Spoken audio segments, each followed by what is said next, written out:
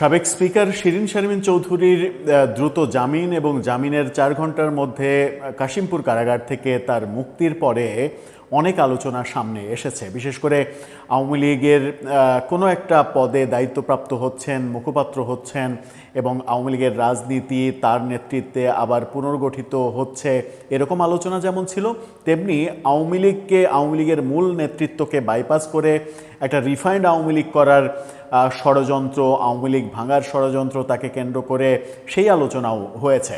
পাশাপাশি আমরা সমান্তরালভাবে এই দুই আলোচনা চলতে দেখেছি। গণমাধ্যমে এই আলোচনাগুলো যেমন হয়েছে, সামাজিক যোগাযোগ মাধ্যমে কন্টেন্ট ক্রিয়েটররা, ভারতের সাংবাদিকরা নানা আলোচনা করেছেন। এই সকল আলোচনার মাঝে সাম্প্রতিক সময়ে ভারতকে কেন্দ্র করে আওয়ামী লীগ ইস্যুতে বাংলাদেশের একাধিক গণমাধ্যমে যে সকল খবর প্রকাশিত হয়েছে, সেই খবর নিয়ে আবার ভারতীয় সাংবাদিকরা বেজায় খেপেছেন যে ভারত শেখ হাসিনাকে রাখতে চাচ্ছে না, কাতারে পাঠিয়ে দিতে চাচ্ছে, এরকম যে খবরটা ছড়িয়ে পড়েছে বাংলাদেশের গণমাধ্যমে, সেগুলোর ব্যাপক প্রতিবাদও আমরা দেখছি ভারতীয় সাংবাদিকদের। এই আলোচনাগুলো চতুর্দিকে যখন চলছে, তখন শিরীন শারমিন চৌধুরীকে নিয়ে নতুন আলোচনা সামনে এনেছে বাংলাদেশের অন্যতম প্রধান এবং ডিক্লারেশনের দিক থেকে সর্বোচ্চ যারা সংখ্যক পত্রিকা, ছাপা পত্রিকা যারা বিক্রি করে, বাংলাদেশ প্রতিদিন, সেই বাংলাদেশ প্রতিদিন শিরীন শারমিন চৌধুরীকে নিয়ে এবার চাঞ্চল্যকর একটা খবর দিচ্ছে এবং তাদের এই খবরে কোনো বিস্ময় চিহ্ন নেই, কোনো জিজ্ঞাসা চিহ্ন নেই। তার মানে হচ্ছে যে তারা এই খবরটাকে একেবারে কনফার্ম খবর হিসেবে উপস্থাপন করার চেষ্টা করছে। সেই খবরটা কি? সেই খবরটা শিরীন শারমিন চৌধুরীকে নিয়ে এ যাবৎ আলোচিত সব খবরকে টেক্কা দেওয়ার মতো খবর। শিরীন শারমিন চৌধুরী চলে যাচ্ছেন বিদেশে, অথবা তাকে পাঠিয়ে দেয়া হচ্ছে বিদেশে, কিংবা 17 বছর আগে তারেক রহমানকে যেভাবে বিদেশে যেতে বাধ্য করা হয়েছিল, ঠিক তেমনি তাকে বিদেশে যেতে বাধ্য করা হচ্ছে। এরকম আলোচনার উৎপাদন করেছে বাংলাদেশ প্রতিদিন। চলুন একটু খবরটার ভেতরে ঢুকে বোঝার চেষ্টা করি। আওয়ামী লীগের সাবেক এই স্পিকার শিরীন শারমিন চৌধুরী, যিনি আওয়ামী লীগের প্রধান নেত্রী শেখ হাসিনার অত্যন্ত আস্থাভাজন বলেই আওয়ামী লীগ যখন ক্ষমতায় ছিল তখন আমরা দেখেছি, তাকে কেন্দ্র করে এই খবরটা কেন তৈরি হলো, সেই আলোচনাই করবে এই ভিডিওতে। থাকবেন পলিটিক্স টিভির নিয়মিত আয়োজনে।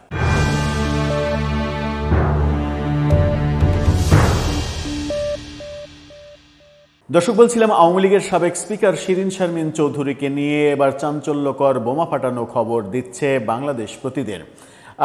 আমরা এই মুহূর্তে নিশ্চিত করতে পারছি না যে তাদের খবরটা কতটুকু সত্য, কিন্তু বাংলাদেশ প্রতিদিন দাবি করছে শিরীন শারমিন চৌধুরীর ঘনিষ্ঠ আত্মীয়দের সঙ্গে তারা কথা বলে তারা নিশ্চিত হয়েছে যে তাকে বিদেশে পাঠিয়ে দেয়া হচ্ছে, অথবা তিনি নিজে থেকেই বিদেশে চলে যাচ্ছেন। কোন দেশে যাচ্ছেন, কেন যাচ্ছেন? তাহলে আওয়ামী লীগকে কেন্দ্র করে, আওয়ামী লীগের নেতৃত্বকে কেন্দ্র করে যে আলোচনা হচ্ছিল, সেই আলোচনার সবগুলোই কি ভেস্তে গেল? তাকে কেন্দ্র করে রিফাইন্ড আওয়ামী লীগ তৈরির যে পরিকল্পনা শুনছিলাম, সেটাও কি ভেস্তে গেল? কি বলছে তারা? তাদের শিরোনামটা দেখে নিন। তারা বলছে, শিরীন শারমিনের বিদেশ যাওয়ার প্রস্তুতি, অর্থাৎ তিনি প্রস্তুতি নিতে শুরু করেছেন, খুব শীঘ্রই তিনি বিদেশে চলে যাবেন। পাসপোর্টের সমস্যা কিন্তু তার নেই, তিনি ধানমন্ডির বাড়ির ঠিকানাতেই নতুন পাসপোর্ট, লাল পাসপোর্ট জমা দিয়ে নতুন সাধারণ পাসপোর্ট নিয়েছেন গত বছরের অক্টোবরে। সেই খবর কিন্তু আমরা পত্রিকার মাধ্যমেই জেনেছি। তাহলে এখন কেমন ধরনের প্রস্তুতি চলছে? অজ্ঞাত অবস্থানে থেকে তিনি পদত্যাগ করেছিলেন, সেই কথা বলা হচ্ছে। পাসপোর্ট করা নিয়ে বিতর্ক তৈরি হয়েছিল, তারপর হঠাৎ তাকে আটক করা হলো এবং আটকের 6 দিনের মধ্যে তার জামিন পাওয়া, দ্রুত মুক্তি পাওয়া, এই ঘটনাগুলোও ঘটল। পর্দার আড়ালে অনেক কিছুই ঘটেছে এবং ঘটছে। অনেকদিন ব্যবহার করা মোবাইল ফোনটিও তিনি বন্ধ করে রেখেছেন, লোকচক্ষু থেকে আছেন আড়ালে, এবং তারা এই দাবিও করছে যে বাড়ি থেকে, ধানমন্ডির যে বাড়ি থেকে, অর্থাৎ তার নিজের বাড়ি থেকে গ্রেপ্তার করা হয়েছিল, কারামুক্তির পরে তিনি সেই বাড়িতেও ওঠেননি। তাহলে নতুন কোনো অজ্ঞাত স্থানে তিনি আছেন কিংবা তাকে রাখা হয়েছে, সেই প্রশ্নও কিন্তু উঠবে। তাকে নিয়ে বলছে, এড়িয়ে চলছেন আত্মীয় স্বজন ও বন্ধু স্বজনদের, সামাজিক অনুষ্ঠান থেকেও রয়েছেন বিরত। জুলাই অভ্যুত্থানে লুট হয় সংসদে থাকা সরকারি বাসভবন, এরপর জানা যায় আশ্রয় নিয়েছেন ক্যান্টনমেন্টে। তাকে তারপরে আমরা দেখলাম ধানমন্ডির বাড়ি থেকে আটক করা হয়েছে, কিন্তু বর্তমানে এই ঠিকানায় তিনি অবস্থান করছেন না। কোথায় আছেন সেই তথ্য জানা নেই পারিবারিক আত্মীয়দেরও। এই পরিস্থিতিতে আপাতত বিদেশে পাড়ি দেওয়ার আয়োজন চলছে বলে জানা গেছে। আইনগত কিছু বাধা আর পাসপোর্ট জটিলতা কাটলেই বিদেশে পাড়ি জমাবেন তিনি। কিন্তু সেই ক্ষেত্রে আইনগত একটা বড় বাধা আছে। বড় বাধা হচ্ছে যে তার বিরুদ্ধে 5টা মামলা রয়েছে। 5টা মামলায় একটা মামলাতে তাকে অ্যারেস্ট দেখানো হয়েছিল, সেই মামলায় তিনি জামিনে মুক্ত হয়েছেন। বাকি কোনো মামলায় তাকে অ্যারেস্ট দেখানো হয়নি, কিন্তু বাকি মামলাগুলোতে তার জামিনও হয়নি। যেহেতু তার নামে আরও 4টা মামলা রয়েছে, সেহেতু সেই মামলাগুলোতে জামিন না হওয়া পর্যন্ত তিনি বিদেশে যেতে পারবেন কি না সেটা নিয়ে যথেষ্ট সন্দেহ থাকার কথা। নিয়ম অনুযায়ী তার বিদেশে যাওয়ার ক্ষমতা থাকার কথা নয় মামলা থাকা অবস্থায়। মামলায় জামিন যদি তিনি না পান, তাহলে কি তার জন্য বিশেষ কোনো আয়োজন চলছে? তিনি এই পত্রিকা বলছে, তবে সব কিছু হচ্ছে পর্দার আড়ালে হওয়া সমঝোতার ভিত্তিতে। এমন গুজব রয়েছে সাবেক ওই স্পিকারকে নিয়ে, এমনকি সরকারের শীর্ষ একটি মহলের সবুজ সংকেত রয়েছে বলেও কথিত রয়েছে। আটকের পর দ্রুত জামিন পেয়ে মুক্তি পাওয়ার গুজবের এমন ডালপালা ছড়িয়েছে বলে মনে করছেন সংশ্লিষ্টরা। এমনও শোনা যাচ্ছে এক ধরনের মুসলেকা দিয়ে দেশ ছাড়তে পারেন তিনি। এই মুসলেকা শব্দটা আমরা 17 বছর আগে পরিচিত হয়েছিলাম, যখন 111 সরকার তারেক রহমানকে জোর করে বিদেশে পাঠিয়েছিল। তারপর থেকে 17 বছর ধরে আমরা শুনেছি তারেক রহমান মুসলেকা দিয়ে তিনি দেশের বাইরে চলে গিয়েছেন, আর কখনো রাজনীতি করবেন না। এই আলোচনাগুলো কিন্তু রাজনীতিতে ছিল, যদিও সেই আলোচনার কখনোই কোনো প্রমাণপত্র আমরা খুঁজে পাইনি, কিংবা কি মুসলেকা দিয়েছিলেন সেগুলো গণমাধ্যমে কখনো কেউ প্রকাশ করতে পারেনি। গুঞ্জন হিসেবেই থেকে গেছে। নিশ্চিত আওয়ামী লীগের কাণ্ডারি হতে পারেন এমন প্রচারণাও দেখা গেছে সামাজিক যোগাযোগ মাধ্যমে। যুক্তি হিসেবে তার ইতিবাচক ভাবমূর্তির প্রচার চালানো হয়। লোকচক্ষুর আড়ালে থাকলেও শিরিন শারমিন চৌধুরী গোয়েন্দাদের নজরদারির মধ্যে রয়েছেন বলে একাধিক সূত্র নিশ্চিত করেছে বাংলাদেশ প্রতিদিনকে। তার সঙ্গে যোগাযোগ রয়েছে এমন আত্মীয় স্বজনদের দাবি, শিগগিরই তিনি বিদেশে পাড়ি জমাবেন। প্রাথমিকভাবে কানাডা অথবা লন্ডনের কথা শোনা যাচ্ছে।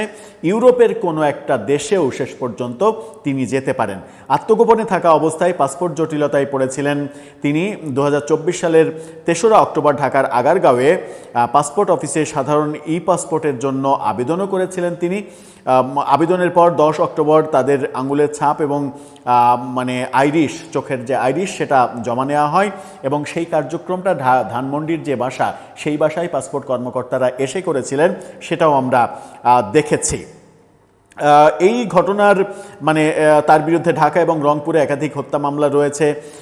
এই ঘটনাগুলো যেমন বলা হচ্ছে, তেমনি দুটো কথা বলা হচ্ছে যে তাকে কেন্দ্র করে যে আওয়ামী লীগ পুনর্গঠন করা কিংবা আওয়ামী লীগ ভেঙে রিফাইন্ড আওয়ামী লীগ তৈরি করা যে আলোচনাগুলো চলছে, সেই আলোচনার মাঝেই তিনি বিদেশে চলে যাচ্ছেন। তার মানে এই দুটো ঘটনার কোনো ঘটনাই ঘটছে না। তিনি আওয়ামী লীগের কোনো একটা পর্যায়ের মুখপাত্র কিংবা কোনো একটা পর্যায়ের নেতৃত্ব পেয়ে আওয়ামী লীগকে সুসংগঠিত করার যে ব্যাপারগুলো, সেগুলোও হচ্ছে না।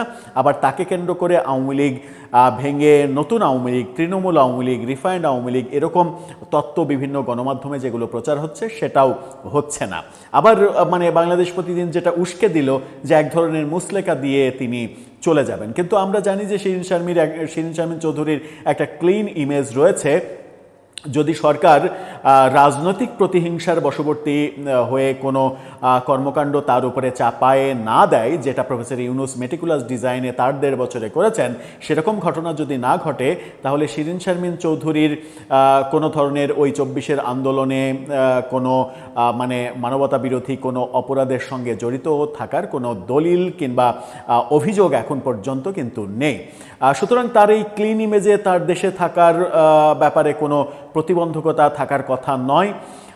তাহলে কি ব্যাপারটা এরকম যে তাকে কেন্দ্র করেই আওয়ামী লীগ পুনর্গঠিত হতে চাচ্ছিল বলে মানে তার সঙ্গে এক ধরনের সমঝোতা হয়ে গেছে যে আপনি বরং বিদেশেই চলে যান, আপনি সাবেক স্পিকার ছিলেন, স্পিকারের জায়গাটা খুবই সম্মানজনক জায়গা, সেই জায়গা নিয়ে যেন কোনো বিতর্ক না হয়, যেটা আমরা বর্তমান স্পিকার হাফিজউদ্দিন তাকেও বলতে শুনেছি। মাঝখানে ভোলা সফরে গিয়েছিলেন, ভোলার একটা অনুষ্ঠানে তিনি বলেছেন যে শিরিন শারমিন চৌধুরীর জামিন এবং পরবর্তী মুক্তি প্রক্রিয়া এটা খুবই সুন্দর একটা প্রসেসের মাধ্যমে হয়েছে, এটাকে তিনি স্বাগত জানিয়েছেন। তার মানে বিগত সরকারের, অভিযুক্ত সরকারের স্পিকার হলেও তার ওপরে কোনো ধরনের শনির দশা নেমে আসুক এটা বর্তমান সরকারও চায় না। তাহলে তিনি বিদেশে যাবেন কেন, এই প্রশ্নটা তো আসে। এর পেছনে রহস্যটা কি? যখন একের পর এক বিভিন্ন জন বিভিন্ন ধরনের খবর দিচ্ছেন দিল্লি কেন্দ্রিক, শেখ হাসিনা কেন্দ্রিক, তখন শিরিন শারমিন চৌধুরীর এই বিদেশে চলে যাওয়ার খবরটা বাংলাদেশ প্রতিদিনের, এটা চাঞ্চল্যকর খবর। কিন্তু এখন পর্যন্ত আমরা এইটা আইডেন্টিফাই করতে সক্ষম হচ্ছি না, সেটা হচ্ছে কেন তিনি বিদেশে যাবেন।